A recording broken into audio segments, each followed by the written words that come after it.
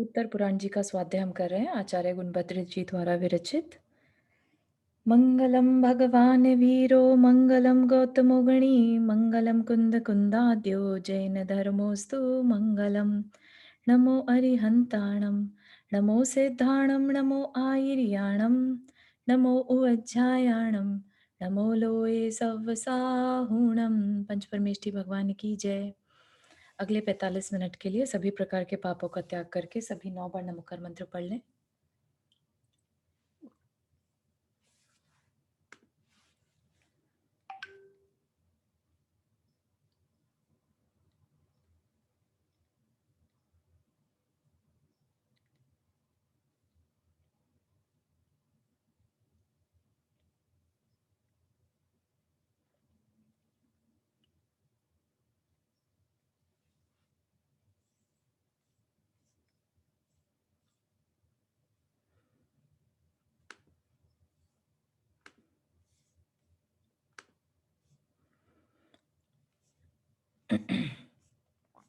तो हमने पिछले कल तक की क्लास में या कल तक के स्वाध्याय में नमीनाथ भगवान का चरित्र देखा था।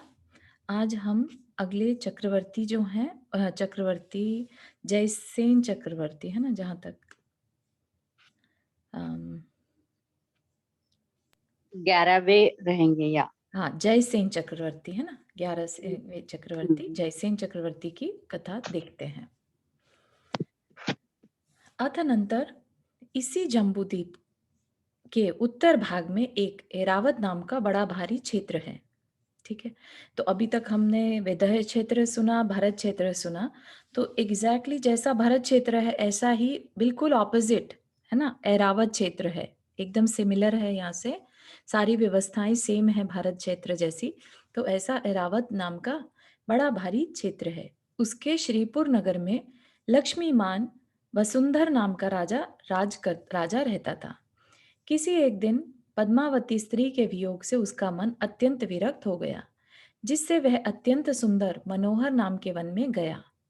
वहां उसने विचर वरचर्म नाम के सर्वज्ञ भगवान से धर्म के सद्भाव का निर्णय किया। फिर विनयंधर नाम के पुत्र के लिए अपना सब भार सौंपकर अनेक राजाओं के साथ संयम धारण कर लिया। तदनंतर कठोर तपश्चरण कर समाधि मरण किया, जिससे महाशुक्र स्वर्ग में देव हुआ। तो राजा था और उसने सब कुछ अपने पुत्र को सौंपकर संयम धारण कर लिया, यानी साधु मुनि बन गया और तपश्चरण करा और समाधि मरण के साथ मरण किया। तो उसके प्रभाव से ऊपर के जो वैमानिक देव हैं 16 स्वर्ग में से एक महाशुक्र स्वर्ग में देव हुआ। वहां पर उसकी आयु 16 सागर की थी। दिव्य भोगों का अनुभव कर वह वहां से च्युत हुआ और इन्हीं नमीनाथ तीर्थंकर के तीर्थ में, मतलब अभी जो तीर्थ काल चल रहा है किसका, एक कहानी में नमीनाथ भगवान का, उन्हीं के तीर्थ में वत्स देश की कौशाम्बी नगरी के अधिपति इक्ष्वाकु वंशी राजा विजय की प्रभाकरी नाम की देवी से कांतिमान पुत्र हुआ। वह सर्व लक्षणों से युक्त था। जयसेन उसका नाम था। 3000 वर्ष की आयु थी, 60 हाथ की ऊंचाई थी, तपाए हुए स्वर्ण के समान कांति थी। वह 14 रत्नों का स्वामी था। 9 निधियां सदा उसकी सेवा करती थी। 11वां चक्रवर्ती था और 10 प्रकार के भोग भोगता हुआ सुख से समय बिताता था। किसी एक दिन वह ऊंचे राजभवन की छत पर अंतःपुरवर्ती जनों के साथ लेट रहा था। ठीक है, तो यहाँ पर सब कुछ बहुत समराइज्ड वे में बता दिया कि वो चक्रवर्ती हुआ तो उसके पास ये सब कुछ था, और अब एक दिन वो राजभवन के ऊपर छत पर विश्राम कर रहा था। पूर्णमासी के चंद्रमा के समान कांति का धारक वह समस्त दिशाओं को देख रहा था कि इतने में ही उसे उल्कापात दिखाई दिया। उल्कापात इज मीटियोर शावर है ना, टूटता तारा भी बोलते हैं ना जिसे। उसे देखते ही विरक्त हुआ वह इस प्रकार सोचने विचार करने लगा कि देखो, यह प्रकाशमान वस्तु अभी तो ऊपर थी और फिर शीघ्र ही अपने 2 पर्याय छोड़कर कांति रहित होती हुई नीचे चली गई। मेरा तेज भी बहुत ऊंचा है तथा बलवान है। इस तरह के मद को धारण करता हुआ जो मूढ़ प्राणी अपनी आत्मा के लिए हितकारी परलोक संबंधी कार्य का आचरण नहीं करता और उसके विपरीत नश्वर तथा संतुष्ट नहीं करने वाले विषयों में आसक्त रहता है, वह प्रमादी मनुष्य भी इसी उल्का की गति को प्राप्त होता है, अर्थात तेज रहित होकर अधोगति को जाता है ना? तो उल्का को देखकर पहले अभी थोड़ी देर पहले बहुत प्रकाश दे रहा था, बहुत अच्छा तारा था और अचानक से नीचे की ओर चला गया तेजी से और बिल्कुल अंधकार में, है ना? तो इससे क्या मतलब निकाल सकते हैं जिनको समझ बोध निकालना हो तो, कि हमें भी अपने आत्मा जो चमक रही है, उसको बचाना चाहिए, ना कि अधोलोक की तरफ लेके जाना चाहिए। ऐसा विचार कर सरल बुद्धि के धारक चक्रवर्ती ने काल आदि लब्धियों की अनुकूलता से चक्र आदि समस्त साम्राज्य को छोड़ने का निश्चय कर लिया। ठीक है, जबकि चक्रवर्ती की जो वैभव है वो बहुत बड़ा वैभव है ना? अपन तो सोच भी नहीं सकते अपने वैभव, तो वैभव कह लीजिए अपना जो भी है बहुत साधारण सा है ना? वह अपने बड़े पुत्रों के लिए राज्य देने लगा, परंतु उन्होंने तप धारण करने की उदात्त इच्छा से राज्य लेने की इच्छा नहीं की। तब उनके छोटे पुत्र के लिए राज्य दिया और अनेक राजाओं के साथ वरदत्त नामक केवली इस भगवान से संयम धारण कर लिया। वह कुछ ही समय में श्रुत बुद्धि तप विक्रिया और औषध आदि रिद्धियों से विभूषित हो गया। ये रिद्धियां क्या है? रिद्धिधारी बोलते हैं ना, 64 रिद्धियां, उन रिद्धियों से विभूषित हो गया। तो उन रिद्धियों से विभूषित होने के लिए बहुत अच्छा उत्कृष्ट तप करना पड़ता है, तब जाके ये रिद्धियां आती हैं। चारण रिद्धि भी उसे प्राप्त हो गई। अंत में सम्मेद शिखर के चारण नामक ऊंचे शिखर पर प्रायोपगमन संन्यास धारण कर आत्मा की आराधना करता हुआ जयंत नामक अनुत्तर विमान में अहमिंद्र हुआ और वहां उत्तम पुण्य कर्म के अनुभाग से उत्पन्न हुए सुख का चिरकाल के लिए अनुभव करने लगा। जयसेन का जीव पहले भव में वसुंधर नाम का राजा था, फिर समीचीन तपश्चरण कर 16 सागर की आयु वाला देव हुआ, वहां से जय कर जयसेन नाम का चक्रवर्ती और फिर जयंत विमान में सुख का भंडार स्वरूप अहमेंद्र हुआ। तो अगर वो यहाँ पर जयंत विमान में बन गए तो अभी वहीं पर होंगे, क्योंकि जो जयंत विमान है उसमें मिनिमम आयु जो वहाँ की आयु कितनी रहती है? 33 सागर, विच इज लाइक करोड़ों टाइम्स करोड़ वर्ष, इतने मतलब कर बहुत ज्यादा लंबा समय है। और अभी नमीनाथ भगवान का समय जो है वो बहुत ज्यादा नहीं है, है ना? हमने देखा कि नमीनाथ भगवान से पहले जो भगवान थे उनमें और इनमें, मुनि सुव्रतनाथ भगवान और नमीनाथ में सिर्फ 6 लाख वर्ष का डिफरेंस था। तो समय जो है वो घटता जा रहा है ना, डिफरेंस। तो कहाँ करोड़ों वर्ष और कहाँ लाखों में वर्ष आ रहा है। तो इसका मतलब वह देव बन के अभी भी वहां पर है। ठीक है, इस तरह से यहाँ पर जयसेन चक्रवर्ती का प्रकरण पूरा हुआ। अब हम नेमिनाथ भगवान, है ना, नेमिनाथ भगवान जिनको अरिष्ट नेमि भी कहते हैं, उनकी चर्चा शुरू करेंगे। किसी को कोई प्रश्न बिफोर वी स्टार्ट? अतनंतर सज्जन लोग जिन्हें उत्तम क्षमा आदि 10 धर्म रूपी अरों का अवलंबन बतलाते हैं, जो समीचीन धर्म रूपी चक्र की हाल है, ऐसे श्री नेमिनाथ स्वामी हम लोगों की शांति करने वाले हों। तो बेसिकली चक्र होता है ना, चाक भी तो होती है ना एक चीज, चाक उसके आरे, है ना? वैसा तो धर्म रूपी चक्र की हाल है, तो वो बेस है, फाउंडेशन है उसके, और उसका अवलंबन लेते हैं, बताते हैं उसे। जिनेन्द्र भगवान नारायण और बलभद्र का पुण्यवर्धक पुराण संसार में भय उत्पन्न करने वाला है, इसलिए इस श्रुत ज्ञान को मन वचन काय की शुद्धि शुद्धि के लिए वंदना करता हूँ। तो अभी हम जिन भगवान का पढ़ेंगे वो पुण्यवर्धक है, और इसलिए मन वचन काय की शुद्धि के लिए वंदना करता हूँ, ऐसा आचार्य कह रहे हैं। मंगलाचरण रूपी सत्क्रिया करके मैं हरिवंश नामक पुराण कहूंगा, और वह भी पूर्वाचार्यों ने के अनुसार जैसा हुआ है अथवा जैसा सुना है वैसा ही कहूंगा, है ना? तो इसमें सुनने में अगर कोई डिफरेंस आया होगा तो फिर वो डिफरेंट ही कहेंगे। तो इस तरह से डिफरेंस आ जाता है समय के साथ। इसी जम्बू द्वीप के पश्चिम विदय क्षेत्र में सीतोदा नदी के उत्तर तट पर सुगंधिला नाम के देश में एक सिंहपुर नाम का नगर है। उसमें अरहत दास नाम का राजा राज्य करता था। उसकी स्त्री का नाम जिन दत्ता था। दोनों ही पूर्व भव में संचित पुण्य कर्म के उदय से उत्पन्न हुए काम भोगों से संतुष्ट रहते थे। इस प्रकार दोनों का सुख से समय बीत रहा था। किसी एक दिन रानी जिनदत्ता ने श्री जिनेंद्र भगवान की अष्टानिका संबंधी महापूजा करने के बाद आशा प्रकट की कि मैं कुल के तिलक भूत पुत्र को प्राप्त करूं। क्या मन आया उसके कि मैं मेरे एक अच्छा पुत्र का जन्म हो, ऐसी उसने भावना भाई। ऐसी आशा कर वह बड़ी प्रसन्नता से रात्रि में सुख से सोई। उसी रात्रि को अच्छे व्रत धारण करने वाली, क्योंकि अष्टानी का उसने बहुत अच्छे से पूजा करी और व्रत धारण किए, तो रानी ने सिंह, हाथी, सूर्य, चंद्रमा और लक्ष्मी का अभिषेक इस प्रकार के 5 स्वप्न देखे। स्वप्न देखने के बाद ही कोई पुण्यात्मा उसके गर्भ में अवतीर्ण हुआ और 9 माह बीत जाने पर रानी ने बलवान पुत्र उत्पन्न किया। उस पुत्र के जन्म समय से लेकर उसका पिता शत्रुओं द्वारा अजय हो गया था। मतलब कि शत्रु उसे जीत नहीं पाते थे पिता को, इसलिए भाई बांधवों ने उसका नाम अपराजित रखा। वह रूप आदि गुण रूपी संपत्ति के साथ साथ यौवन अवस्था तक बढ़ता गया, इसलिए देवों में इंद्र के समान सुंदर दिखने लगा।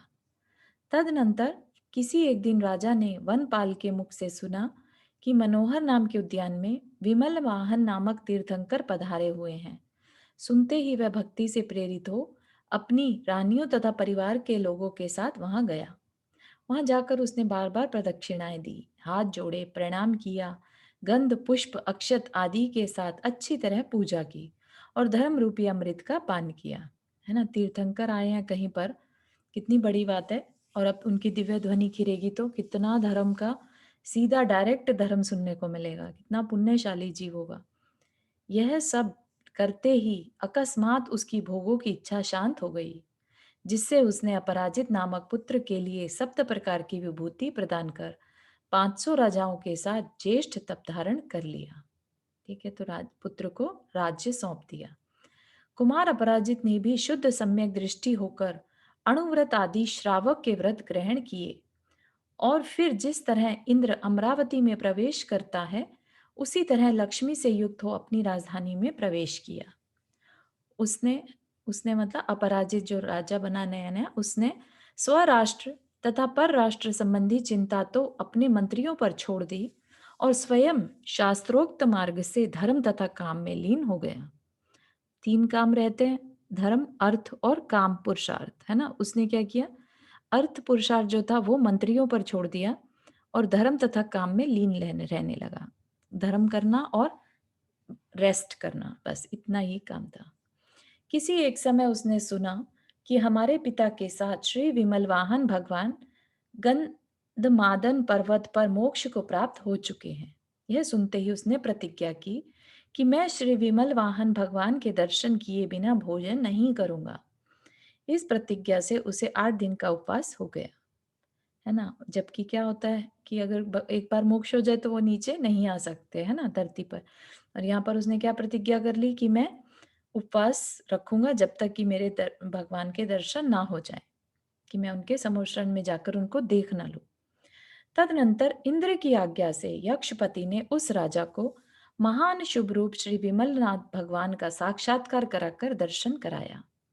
मतलब कि माया से उनका समोशरण क्रिएट करके दर्शन कराया ताकि राजा भोजन कर ले।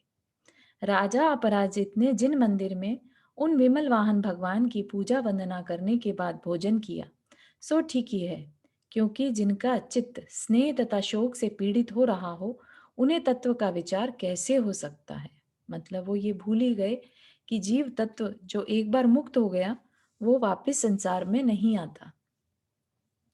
किसी एक दिन वसंत ऋतु की अष्टानिका के समय बुद्धिमान राजा अपराजित जिन प्रतिमाओं की पूजा कर उनकी स्तुति कर वहीं पर बैठा हुआ था और धर्म उपदेश कर रहा था कि उसी समय आकाश से 2 चारण रिद्धिधारी मुनिराज आकर वहीं पर विराजमान हो गए।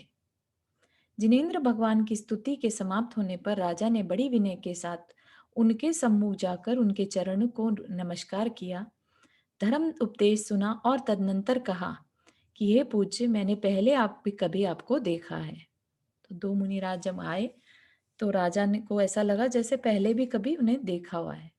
उन दोनों मुनियों में जो ज्येष्ठ मुनि थे वे कहने लगे कि हाँ राजन, ठीक कहते हो, आप दोनों को हम दोनों को आपने देखा है, परंतु कहाँ देखा है वह स्थान मैं कहता हूँ, सुनो। पुष्करार्ध द्वीप के पश्चिम सुमेरु की पश्चिम दिशा में जो महानदी है, उसके तट पर एक गंधेल नाम का महादेश है। उसके विजयार्थ पर्वत की उत्तर श्रेणी में सूर्यप्रभ नगर का स्वामी राजा सूर्यप्रभ राज्य करता था। उसकी स्त्री का नाम धारिणी था। उन दोनों के बड़ा पुत्र चिंतागति था। ठीक है, तो चिंतागति पुत्र था, दूसरा मनोगति और तीसरा चपलगति। इस प्रकार तीन पुत्र हुए थे।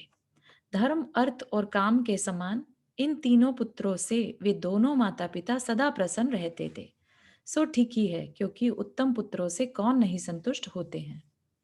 उसी विजयार्थ पर्वत की उत्तर श्रेणी में अरिंदमपुर नाम के राजा अरिंजय रहते थे। उनकी अजित सेना नाम की रानी थी और दोनों के प्रीतिमती नाम की सती पुत्री हुई थी। उसने अपनी विद्या से चिंतागति को छोड़कर समस्त विद्याधरों को मेरू पर्वत की 3 प्रदक्षिणा देने में जीत लिया था। तत्पश्चात चिंतागति उसे अपने वेग से जीत कर कहने लगा कि तू रत्नों की माला से मेरे छोटे भाई को स्वीकार कर। चिंतागति क्या कह रहा है कि तू मेरे छोटे भाई को स्वीकार कर। चिंतागति के वचन सुनकर प्रीतिमती ने कहा कि जिसने मुझे जीता है, उसके सिवाय दूसरे के गले में यह माला नहीं डालूंगी। इसके उत्तर में चिंतागति ने कहा कि चूंकि तूने पहले उन्हें प्राप्त करने की इच्छा से ही मेरे छोटे भाइयों के साथ गति युद्ध किया था, अतः तू मेरे लिए त्याज्य है ना। तो दोनों की अलग अलग सिचुएशन हो गई। एक कहता है, प्रीतिमती कहती है कि तुमने जीता है तो तुम्हारे ही गले में डालूंगी, और चिंतागति कहता है कि पहले तुमने इच्छा मेरे भाइयों की थी, छोटे भाई की, अब तू मेरे लिए त्याज्य है। चिंतागति के वचन सुनते ही वह संसार से विरक्त हो गई और उसने विव्रता नाम की आरिका के पास जाकर उत्कृष्ट तप धारण कर लिया। यह देख वहां बहुत से लोगों ने विरक्त होकर दीक्षा धारण कर ली। कन्या का यह साहस देख जिसे वैराग्य उत्पन्न हो गया, ऐसे चिंतागति ने भी अपने दोनों छोटे भाइयों के साथ दंवर नामक गुरु के पास जाकर संयम धारण कर लिया और आठों शुद्धियों को पाकर तीनों भाई चौथे स्वर्ग में सामानिक जाति के देव हुए। आठों शुद्धियों से यहाँ पर क्या मतलब हुआ? 3 गुप्ती और 5 समिति, है ना, उसी से ही आत्मा की शुद्धि है। उसको पाकर तीनों भाई चौथे स्वर्ग में सामानिक जाति के देव हुए। वहां 7 सागर की उत्कृष्ट आयु पर्यंत अनेक भोगों का अनुभव कर च्युत हुए और दोनों छोटे भाइयों के जीव जम्बू स्वामी के, तो क्या हुआ, तो तीनों भाई चले गए। अब उनमें से जो 2 भाई थे, छोटे वाले, है ना, चिंतामती के जो 2 छोटे भाई थे, उनका जीव जम्बू द्वीप के पूर्व विदय क्षेत्र संबंधी पुष्कलावती देश में जो विजयार्थ पर्वत है, उसकी उत्तर श्रेणी में गगन बल्लभ नगर के राजा गगनचंद्र और उनकी रानी गगन सुंदरी के हम दोनों अमित मति और अमित तेज नाम के पुत्र हुए हैं। तो जो चारण रिद्धि मुनिराज आए थे अपराजित के साथ, है ना, के सामने, तो वो दोनों कौन है? उन्हीं के पिछले भव के 2 छोटे भाई। हम दोनों ही तीनों प्रकार की विद्याओं से युक्त थे। किसी दूसरे दिन हम दोनों पुंडरीकीनी नगरी गए। वहां श्री स्वयंप्रभ तीर्थंकर से हम दोनों ने अपने पिछले 3 जन्मों का वृतांत पूछा। तब स्वयंप्रभ भगवान ने सब वृतांत ज्यों का त्यों कहा। तदनंतर हम लोग दोनों ने पूछा कि हमारा बड़ा भाई इस समय कहाँ उत्पन्न हुआ है। इसके उत्तर में भगवान ने कहा कि वह सिंहपुर नगर में उत्तर उत्पन्न हुआ है। अपराजित उसका नाम है और स्वयं राज्य करता हुआ शोभायमान है। यह सुनकर हम दोनों ने उन उसी समय प्रभु भगवान के समीप संयम धारण कर लिया और तुम्हें देखने के लिए तुम्हारे जन्मांतर के स्नेह से हम दोनों यहाँ आए हैं। 2 चारण रिद्धि मुनिराज अपना पुराना पूर्व भव याद करके वहां पर पहुंचे। हे भाई, अब तू पुण्य कर्म के उदय से प्राप्त हुए समस्त भोगों का उपभोग कर चुका। अब तेरी आयु केवल 1 माह की शेष रह गई, इसलिए शीघ्र ही आत्म कल्याण का विचार कर। राजा अपराजित की यह बात सुनकर राजा अपराजित ने यह बात सुनकर दोनों मुनिराजों की वंदना की और कहा कि आप यद्यपि निर्ग्रंथ अवस्था को प्राप्त हुए हैं, तो भी जन्मांतर के स्नेह से आपने मेरा बड़ा उपकार किया। यथार्थ में आप ही मेरे हितेच्छु हैं, मतलब हितकारी हैं। तदनंतर उधर उक्त दोनों मुनिराज प्रसन्न होते हुए अपने स्थान पर गए। इधर राजा अपराजित ने अपना राज्य विधि पूर्वक प्रीतंकर कुमार के लिए दिया। अष्टानिका अष्टानिका पूजा की, भाइयों को विदा किया और स्वयं प्रायोपगमन नाम का उत्कृष्ट संन्यास धारण कर लिया। ठीक है, यहाँ तक समझ में आ गया सबको। संन्यास के प्रभाव से वह 16वें स्वर्ग के सातंकर नामक विमान में 22 सागर की आयु वाला बड़ी बड़ी रिद्धियों का धारक अच्युतेंद्र हुआ। वह पुण्यात्मा वहां के दिव्य भोगों का चिरकाल तक उपभोग कर वहां से च्युत हुआ। अब यही जीव जो आगे चल के नेमिनाथ बनेंगे, है ना। चारू ये प्रायोपगम, प्रायोपगमन। ये कौन सा संन्यास हुआ? ये जो समाधि मरण में ही उत्कृष्ट समाधि मरण है। ठीक है, थैंक। कहाँ पर थे हम? हाँ। और इसी जम्बू द्वीप के भरत क्षेत्र संबंधी कुरुजांगल देश में हस्तिनापुर के राजा श्रीचंद्र की श्रीमती नाम की रानी से सुप्रतिष्ठित नाम का यशस्वी पुत्र हुआ। तो अभी नहीं बनेंगे नेमिनाथ, अभी आगे अभी और भाव बचे हैं। यह क्या नाम का पुत्र हुआ? सुप्रतिष्ठित। जब यह पूर्ण युवा हुआ तब सुनंदा नाम की इसकी सुख देने वाली स्त्री हुई। श्री चंद्र राजा ने पुत्र को अत्यंत योग्य समझकर उसके लिए राज्य दे दिया और स्वयं सुमंदर नामक मुनिराज के पास जाकर दीक्षा धारण कर ली। सुप्रतिष्ठित भी निष्कंटक राज्य में अच्छी तरह प्रतिष्ठा को प्राप्त हुआ। एक दिन उसने यशोधर मुनि के लिए आहार दान दिया था, जिससे उसे पंचाश्चर्य की प्राप्ति हुई थी। है ना, पंचाश्चर्य की प्राप्ति हुई, इसका मतलब वो रिद्धिधारी मुनिराज थे। किसी दूसरे दिन वह राजा चंद्रमा की किरणों के समान निर्मल सुंदर राजमहल के ऊपर अंतःपुर के साथ बैठा हुआ दिशाओं को देख रहा था कि अकस्मात उसकी दृष्टि उल्कापात पर पड़ी। उसे देखते ही वह संसार को नश्वर समझने लगा। तदनंतर उसने सुदृष्टि नामक ज्येष्ठ पुत्र का राज्याभिषेक किया और आत्मज्ञान प्राप्त कर सुमंदर नामक जिनेन्द्र के समीप दीक्षा धारण कर ली। अनुक्रम से उसने 11 अंगों का अभ्यास किया और दर्शन विशुद्धि आदि 16 कारण भावनाओं का चिंतन कर तीर्थंकर नामक निर्मल नाम कर्म का बंध किया। तीर्थंकर नामक निर्मल मतलब बहुत शुद्ध, बहुत उत्कृष्ट, है ना, ऐसे नाम कर्म का बंध किया। जब आयु का अंत आया तब समाधि मरण कर 1 महीने का संन्यास लिया, जिसके प्रभाव से जयंत नामक अनुत्तर विमान में अहमिंद्र पद को प्राप्त किया, जो सबसे टॉप के विमान है उसमें, है ना। तो अब जाके जो है वो पहले स्वर्ग जाएंगे और फिर नेमिनाथ भगवान बनेंगे। वहां उसकी 33 सागर की आयु थी, 1 हाथ ऊंचा शरीर था। वह 16.5 माह के अंत में एक बार श्वास ग्रहण करता था। बिना किसी आकुलता के जब 33,000 वर्ष बीत जाते थे तब एक बार आहार ग्रहण करता था। उसका सुख प्रविचार मैथुन से रहित था।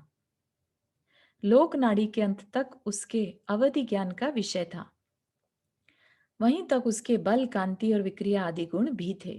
तो लोक नाड़ी के अंत तक मतलब ऑल द वे नीचे 7वें नरक तक, है ना, उनके अवधि ज्ञान का विषय था। ज्ञान लगाना चाहे तो लगा सकते थे, वो अलग बात है कि वो लगाते नहीं थे। इस प्रकार वह देवगति में दिव्य सुख का अनुभव करता था। सुख रूपी महासागर से सदा संतुष्ट रहता था और सुखदायी लंबी आयु तक वहीं विद्यमान रहा था। अब इसके आगे वह जिस वंश में उत्पन्न होगा उस वंश का वर्णन किया जाता है। कुरु वंश, है ना, क्या क्या बोलते हैं उसको, जिसमें कि रामायण महाभारत चलती पूरी, हरिवंश, है ना।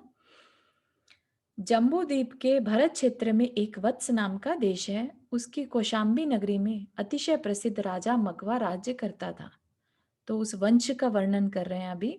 ये क्या बता दिया यहाँ तक तो, कि वो देव बन गए, है ना। अभी ये याद रखना है कि उनका अपराजित जो राजा था उसके बाद उनका देव बने, फिर राजा बने, फिर देव। अब उसके बाद वंश का वर्णन चल रहा है। उसकी कौशाम्बी नगरी में अतिशय प्रसिद्ध राजा मगवा राज्य करता था। उसकी महादेवी का नाम वीतशोका था। कालक्रम से उन दोनों के रघु नामक पुत्र हुआ। उसी नगर में एक सुमुख नाम का बहुत धनी सेठ रहता था। किसी एक समय कलिंग देश के दंतपुर नामक नगर में वीरदत्त नाम का वैश्य पुत्र व्याधों के डर के कारण अपने साथियों तथा वनमाला नाम की स्त्री के साथ कौशाम्बी नगरी में आया और वहां सुमुख सेठ के आश्रय में रहने लगा। ठीक है, तो क्या बता रहे हैं कि कौशाम्बी नगरी में एक बहुत धनी सेठ रहता था। ठीक है, तो उसके पास कोई और वैश्य पुत्र, वीरदत्त नाम का वैश्य पुत्र जिसकी पत्नी का नाम था वनमाला, वह आकर उसके पास रहने लगे। किसी दिन सुमुख सेठ वन में घूम रहा था कि उसकी दृष्टि वनमाला पर पड़ी। उसे देखते ही कामदेव ने उसे अपने बाणों का मानो तरकश बना लिया। वह कामदेव के बाणों से घायल हो गया।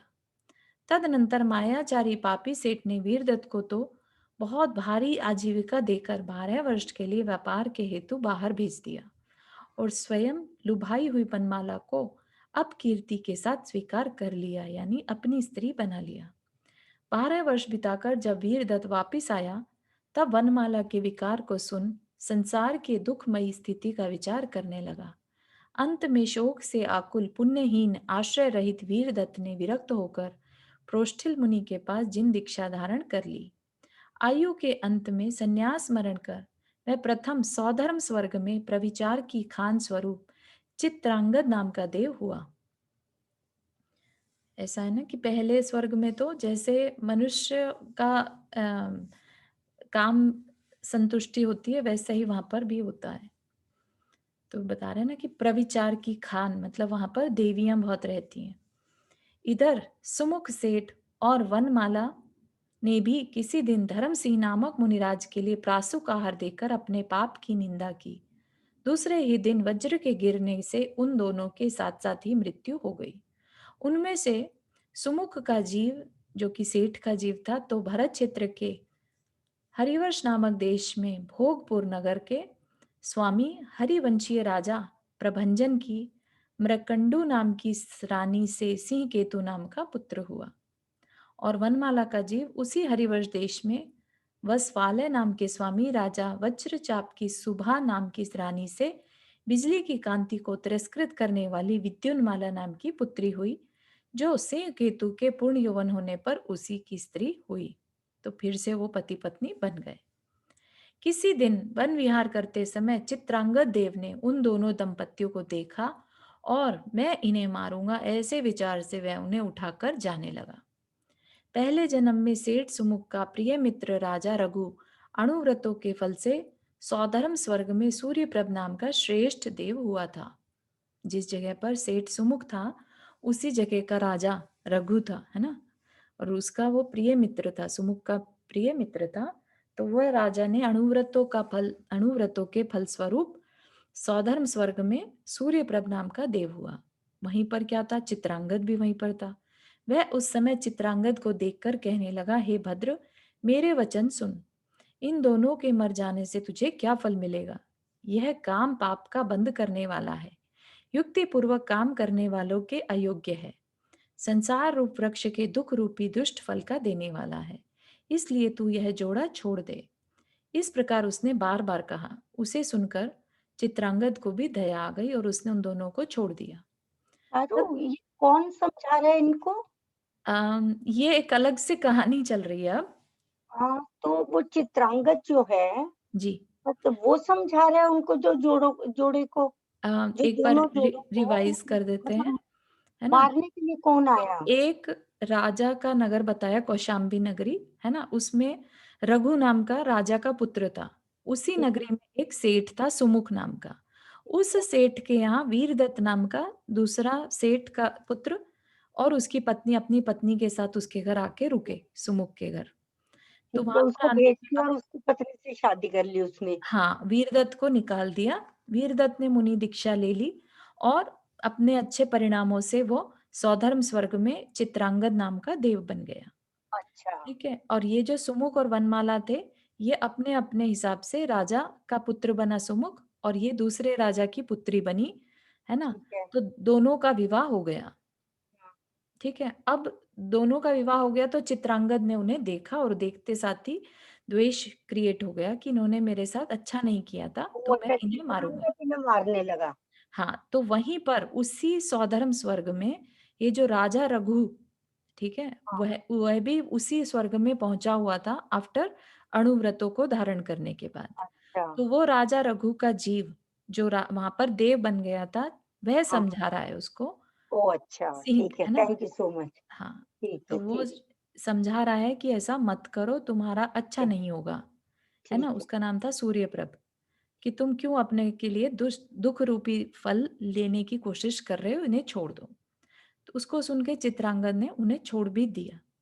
तदनंतर सूर्यप्रभ देव ने उन दोनों दंपतियों को संबोध कर आश्वासन दिया और आगे होने वाले सुख की प्राप्ति का विचार कर उन्हें चंपापुर के वन में छोड़ दिया।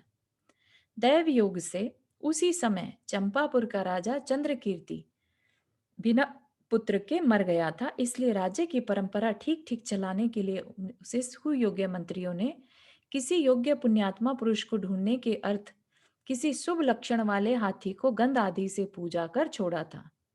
क्या करते हैं, जैसे पहले के टाइम में अलग अलग प्रोसेस रहती है, तो क्या सजेस्ट किया मंत्रियों ने कि ये हाथी को पूजा आदि करके छोड़ देते हैं और जो भी इस पर बैठ पाएगा उसको हम राजा बना लेंगे। वह दिव्य हाथी भी वन में गया और पुण्योदय से इन दोनों को सिंह केतु और विद्युन्माला को अपने कंधे पर बैठाकर नगर में वापस आ गया। प्रसन्नता से भरे हुए मंत्री आदि ने सिंह केतु का अभिषेक किया, राज्य आसन पर बिठाया और पट बांधा। तदनंतर उन लोगों ने पूछा कि आप किसके पुत्र हैं और यहाँ कहाँ से आए हैं? उत्तर में सिंह केतु ने कहा, मेरे पिता का नाम प्रभंजन है और माता का नाम गुणों से मंडित मृकंडू है ना? है तो वो राजा के ही पुत्र। मैं हरिवंश रूपी निर्मल आकाश का चंद्रमा हूँ। कोई एक देव मुझे पत्नी सहित लाकर यहाँ वन में छोड़कर गया है। मैं अब तक वन में ही स्थित था। सिंह केतु के वचन सुनकर लोग, चूंकि यह मृकंडू का पुत्र है, इसलिए उसका मार्कंडे नाम रखकर उसी नाम से उसे पुकारने लगे। इस प्रकार वह मार्कंडे दैव योग से प्राप्त हुए राज्य का चिरकाल तक उपभोग करता रहा। है ना? जिसको जिसके भाग्य में पुण्य हो तो उसको जंगल में भी राज्य मिल गया, है ना? कहाँ तो उसका राज्य छूट गया था, उसको जंगल में छोड़ दिया था, और कहाँ उसको फिर से राज करने मिल गया। तो ये सब पुण्य की महिमा है। उसी के संतान में मतलब वंश में हरिगिरि, हिमगिरि तथा वसुगिरि आदि अनेक राजा हुए। उसी में कुशार्थ देश के शौर्यपुर नगर का स्वामी राजा शूरसेन हुआ, जो कि हरिवंश रूपी आकाश का सूर्य था और अपनी शूरवीरता से जिसने समस्त शत्रुओं को जीत लिया था।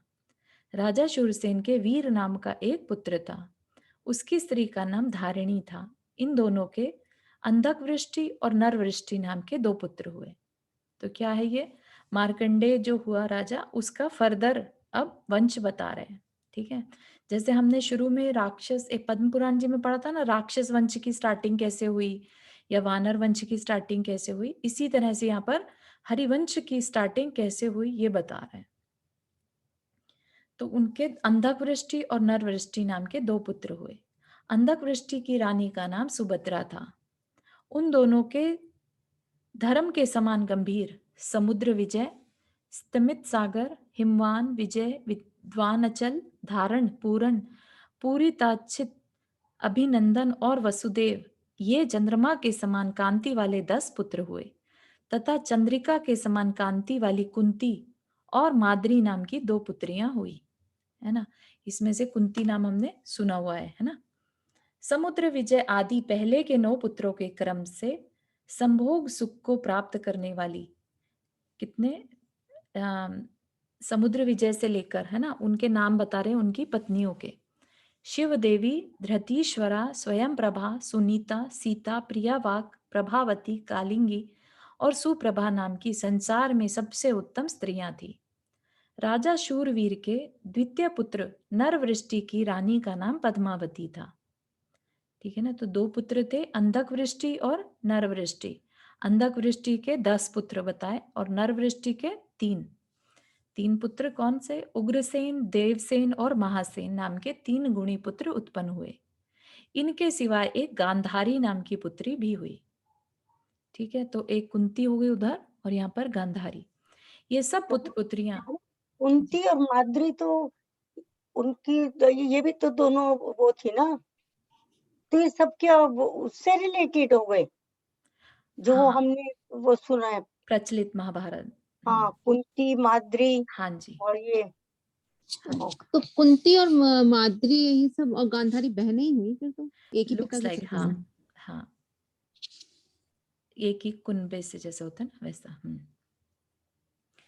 ठीक है। इसके सिवाय गांधारी पुत्री, ये सब पुत्र पुत्रियां अत्यंत सुख देने वाले थे। इधर हस्तिनापुर नगर में कौरव वंशी राजा शक्ति राज्य करता था। उसकी शतकी नाम की रानी से पराशर नाम का पुत्र हुआ। उस पराशर के मत्स्य कुल में उत्पन्न राजपुत्री रानी सत्यवती से बुद्धिमान व्यास नाम का पुत्र हुआ। अब व्यास की स्त्री का नाम सुभद्रा था और उन दोनों के धृतराष्ट्र, पांडु और विदुर, ये 3 पुत्र हुए। ठीक है, ये भी नाम सुने हुए हैं हमने, धृतराष्ट्र और पांडु, है ना? मैंने विदुर कभी विदुर भी सुना है, अ, विदुर भी सुना है, हाँ, तीनों ही विदुर, सुने। हाँ, ठीक है ना? तो ये मैंने अभी कभी हरिवंश पुराण का स्वाध्याय नहीं किया है, तो इसलिए ये नहीं मालूम कि प्रचलित महाभारत में क्या स्टोरी है ना? प्रचलित जैन महाभारत में क्या स्टोरी है। तो अभी हम ये जो पढ़ रहे हैं, हम इसी को अच्छे से पढ़ेंगे। उसके बाद जब कभी हरिवंश पुराण स्टार्ट करने का अपना हुआ, तो उसमें हमें और डिटेल्स में सारी बातें पता चलेंगी। ठीक है? तो हमने देख लिया यहाँ पर सब ये तो गांधारी और जो कुंती हैं, ये तो बहनें हो गई। और उधर दूसरी तरफ हस्तिनापुर में कौरव वंशी राजा राज्य करता था और उसके धृतराष्ट्र, पांडु और विदुर, ये 3 पुत्र हुए। अतनंतर किसी एक समय वज्रमाली नाम का विद्याधर क्रीड़ा करने के लिए हस्तिनापुर के वन में आया था। वह वहां अपने हाथ की अंगूठी भूलकर चला गया। इधर राजा पांडु भी उसी वन में घूम रहे थे। इन्हें वह अंगूठी देखी तो इन्होंने उठा ली। जब उस विद्याधर को अंगूठी का स्मरण आया, तब वह लौटकर उसी वन में आया तथा यहाँ वहां उसकी खोज करने लगा। उसे ऐसा करते देख पांडु ने कहा कि आप क्या खोज रहे हैं? पांडु के वचन सुनकर विद्याधर ने कहा कि मेरी अंगूठी गिर गई है। इसके उत्तर में पांडु ने उन्हें अंगूठी दिखा दी। पश्चात पांडु ने उस विद्याधर से पूछा कि इससे क्या काम होता है? उत्तर में विद्याधर ने कहा, हे भद्र, यह अंगूठी इच्छानुसार रूप बनाने वाली है। यह सुनकर पांडु ने प्रार्थना की कि हे भाई, यदि ऐसा है तो यह अंगूठी कुछ दिन मेरे हाथ में रहने दो, मैं इसका प्रभाव देखूंगा। पांडु की इस प्रार्थना पर उस विद्याधर ने वह अंगूठी उन्हें दे दी। पांडु ने उस अंगूठी के द्वारा किए अपने अदृश्य रूप से कुंती के साथ समागम किया, जिससे उसके कर्ण नाम का पुत्र उत्पन्न हुआ। कुंती के परिजनों ने दूसरों को विद्युत न होने पावे, इस तरह छिपाकर उस बालक को एक संदूकची में रखा, उसे कुंडल तथा रत्नों का कवच पहनाया और एक परिचायक पत्र साथ में रखकर यमुना नदी में के प्रवाह में छोड़ दिया। चंपापुर के राजा आदित्य ने बहती हुई संदूकची को मंगाकर जब खोला, तो उसके भीतर स्थित बाल सूर्य के समान बालक को देखकर वह विस्मय में पड़ गया। उसने सोचा कि यह पुत्र अपनी रानी राधा के लिए हो जाएगा। यह विचार कर उसने वह पुत्र राधा के लिए दे दिया। राधा ने जब उस पुत्र को देखा, तो वह अपने कर्ण कान का स्पर्श कर रहा था, इसलिए उसने बड़े आदर से उसका कर्ण नाम रख दिया। यह सब होने के बाद राजा पांडु का कुंती और माद्री के साथ पाणी ग्रहण पूर्वक प्रजापति विवाह से संपन्न हो गया। कुंती के धर्मपुत्र युधिष्ठिर नाम का धर्मात्मा राजा उत्पन्न हुआ। फिर क्रम से भीमसेन और अर्जुन उत्पन्न हुए। उसके ये तीनों पुत्र धर्म, अर्थ, काम रूप तिरुवर्ग के समान जान पड़ते थे। इसी प्रकार माद्री के ज्येष्ठ पुत्र सहदेव और उसके बाद नकुल उत्पन्न हुआ था। धृतराष्ट्र के लिए गांधारी दी गई थी, अतः उन दोनों के सर्वप्रथम दुर्योधन उत्पन्न हुआ। उसके पश्चात दुशासन, दुर्घर्षण तथा दुर्मर्शन आदि उत्पन्न हुए। ये सब महाप्रतापी 100 भाई थे। इस तरह सबका काल लीला पूर्वक सुख से व्यतीत हो रहा था। किसी दूसरे दिन गंधमादन नामक पर्वत पर श्री सुप्रतिष्ठ नामक मुनिराज आकर विराजमान हुए। राजा शूरवीर अपने पुत्र पौत्र आदि के साथ उनकी वंदना के लिए गया। शूरवीर राजा के ही पौत्र थे ना ये जितने भी, गांधारी आदि और उसके, है ना? वहां जाकर उसने उनकी पूजा की, स्तुति की और उनके द्वारा कहा हुआ धर्म का उपदेश सुना। उपदेश सुनने से उसका चित्त संसार से भयभीत हो गया। अतः उसने अभिषेक कर अंधक वृष्टि के लिए राज्य दे दिया, और यह योग्य है ऐसा समझकर छोटे पुत्र नर वृष्टि के लिए युवराज पद दे दिया। तदनंतर वह स्वयं संयम धारण कर उत्कृष्ट तपश्चरण करने लगा। अनुक्रम से 12 वर्ष बीत जाने पर वही सुप्रतिष्ठ मुनिराज उसी गंधमादन पर्वत पर प्रतिमा युग धारण कर पुनः विराजमान हुए। उस समय सुदर्शन नाम के देव ने क्रोधवश कुछ उपसर्ग किया, परंतु वे इसके द्वारा किए हुए समस्त उपसर्ग को जीतकर तथा समस्त परिचयों को सहकर ध्यान के द्वारा घातीय कर्मों का क्षय करते हुए केवल ज्ञानी हो गए। उस समय सब देवों के साथ साथ अंधक वृष्टि भी उनकी पूजा के लिए गया था। वहां उसने आश्चर्य से पूछा, हे देव, इस देव ने पूजनीय आपके ऊपर यह महान उपसर्ग किस कारण किया? अंधक वृष्टि के ऐसा कह चुकने पर जिनेंद्र भगवान सुप्रतिष्ठ केवली इस प्रकार कहने लगे। ठीक है, थोड़ा ज्यादा हो जाएगा तो आज का यहीं तक रख लेते हैं ना, क्योंकि एक नई कहानी फिर शुरू कर रहे हैं यहाँ पर। किसी को कोई प्रश्न? हाँ चारों, मेरे को एक ऐसी क्वेश्चन था कि जब ये सातवें में कर्म का योग, कभी कभी मन बहुत उदास हो जाता है, तो और आपको समझ में भी आ रहा है एंड यू डू एनी काम या एनी टॉक या ऑफिस वगैरह में, तो क्या कारण होता है? मतलब वो जो आपको अंदर ही अंदर डिप्रेशन सा रहता है, वो किस कर्म का उदय होता है? हाँ, अरति कषाय भी हो सकती है ना? ऐसा नहीं कि असाता का ही है। अरति कषाय जो है ट्रिगर करती है उदासपने को, है ना? शोक हमने पढ़ा है, 9 कषाय होती है ना, उसमें रति, अरति, शोक, भय, जुगुप्सा, है ना? तो वो भी हो सकती है, कषाय ही है ये एक तरह की। और हाँ, किस तो कारण इसको से कैसे इससे डील कैसे किया जाए? हाँ, इसको डील करने का तो एक तो यही है कि धर्म के कार्यों में लगे रहें हम, पुण्य को बढ़ाना है, अपने भक्ति में लगे, है ना? और जो मुस्कुराते हुए जैसे भगवान हैं, उनको देखें आप, राइट? भगवान, यही चीजें भगवान के अंदर भी आ सकती थी कषाय, लेकिन उन्होंने अपनी कषायों को जीत लिया, है ना? अरति कषाय को जीत लिया, दुख कषाय को, शोक कषाय को जीत लिया, है ना? खत्म कर दी उन्होंने अपनी कषाएं, राइट? तो कहाँ वो और कहाँ हम, बस ऐसा चिंतन करें उनकी स्माइली फेस को देखकर। तो ये जो अंदर के है ना, क्योंकि आत्मा के अंदर इनफाइनाइट ब्लिस है, ये सिर्फ हमारे कर्म के कारण हम उदासीपना, अरतिपना फील करते हैं कि कहीं मन नहीं लग रहा है ना?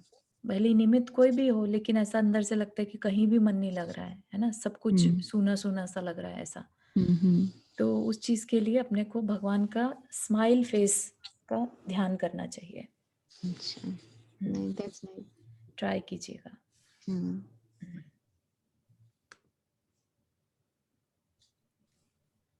ठीक है, और किसी को कोई प्रश्न before we end the class?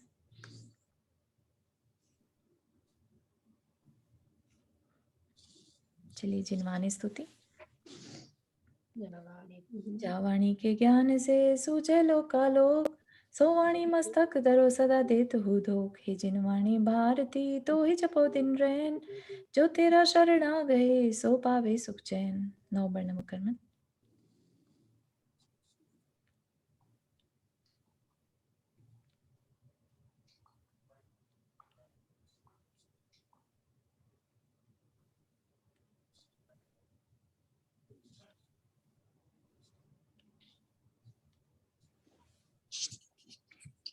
जय जिनेंद्र। जय जिनेंद्र सभी को।